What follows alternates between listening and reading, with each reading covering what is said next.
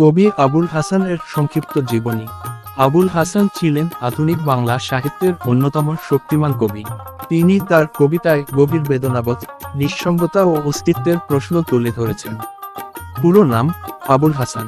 জন্ম 4 আগস্ট 1947 গোপালগঞ্জ জেলার বট্টবাড়িয়া গ্রামে। মৃত্যু 26 নভেম্বর 1975, মাত্র 28 বছর বয়সে। সংক্ষিপ্ত পরিচিতি। আবুল হাসান মূলত একজন সাংবাদিক ছিলেন, কিন্তু কবি হিসেবে তিনি সবচেয়ে বেশি পরিচিত। তার কবিতায় প্রেম, মৃত্যু, সমাজ ও রাজনীতির নানা দ্বন্দ্ব প্রতিফলিত হয়েছে। অল্প সময়ের মধ্যেই তিনি বাংলা কবিতায় নিজস্ব একটি ধারা তৈরি করেন। উল্লেখযোগ্য কাব্যগ্রন্থ: রাজা যায় রাজা আসে, যে তুমি হরণ করো, প্রথম দিনের সূর্য। তিনি বাংলা কবিতায় যে গভীরতা ও আবেগ এনেছেন, তা আজও পাঠকদের মুগ্ধ করে।